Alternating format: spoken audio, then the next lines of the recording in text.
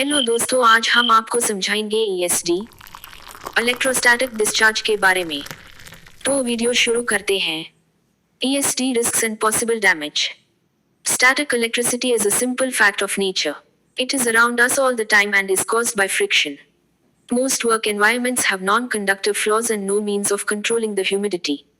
As the humidity drops below 20%, a static charge builds up on a person's body. The faster the person walks, the higher the charge.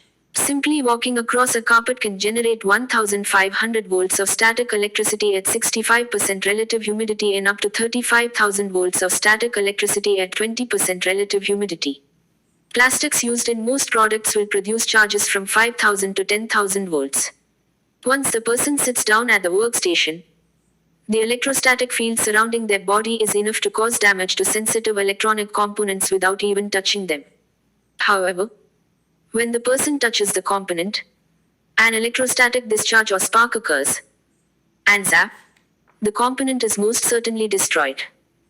Electrostatic discharge. ESD is defined as transfer of electrostatic charges between bodies at different potentials caused by direct contact or induced by an electrostatic field. In other words, an electrostatic charge on one body can be imparted to another body through induction from an electromagnetic field, or through conduction via physical contact. If an electronic component that is charged is then suddenly grounded, the charge will dissipate to ground. But in the process, the component will be damaged due to excessive heat and or from breakdown of the dielectric material within the component. Electrostatic conduction occurs when a charged object induces the redistribution of charges in another object. A classic example of this is picking up pieces of paper using a comb that was rubbed against fur. The comb is charged negative, meaning that there exists an excess of electrons built up on the comb. The side of the paper closest to the comb will end up being slightly positive due to the attraction of opposite charges, while the opposite side of the paper will be slightly negative due to the repulsion of similar charges.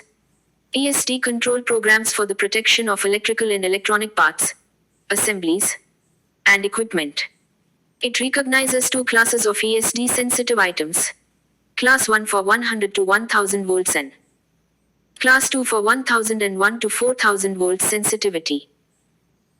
Most electronic components are in Class 1, for example.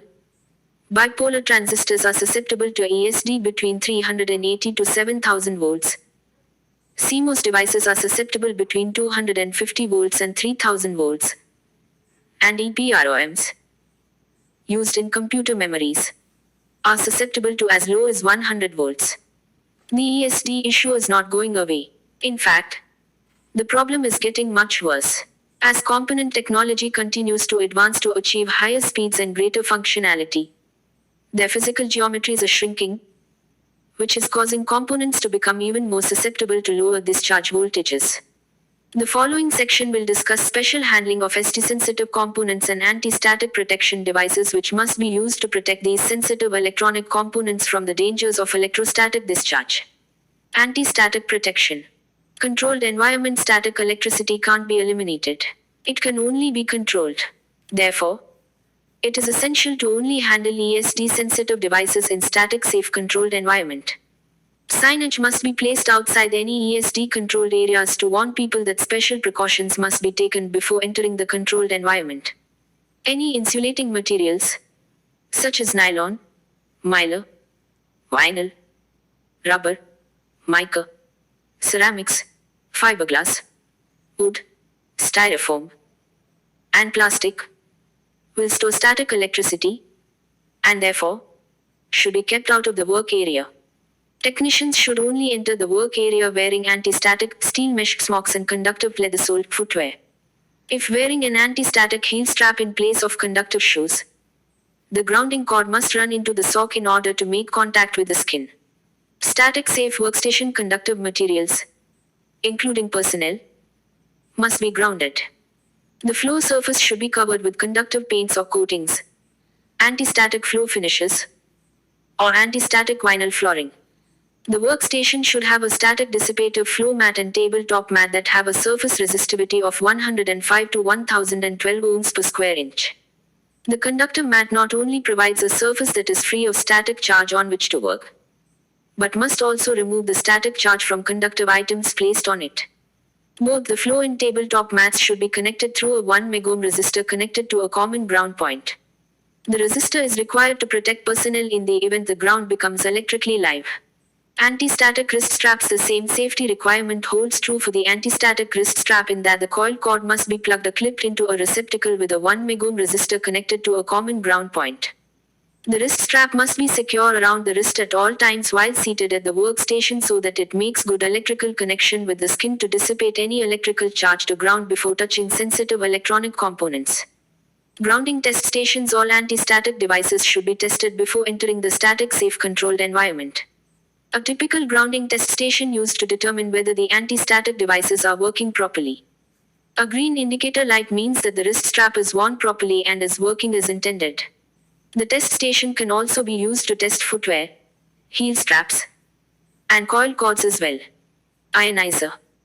Since it is not practical to raise the relative humidity to high levels due to operator discomfort and the fact that it would cause metals to rust, the controlled environment should be equipped with ionizers to neutralize any charged insulators commonly found in the work environment. Because positively or negatively charged surfaces will attract ions of the opposite charge, an airstream containing both positive and negative ions is used to neutralize the charged surface.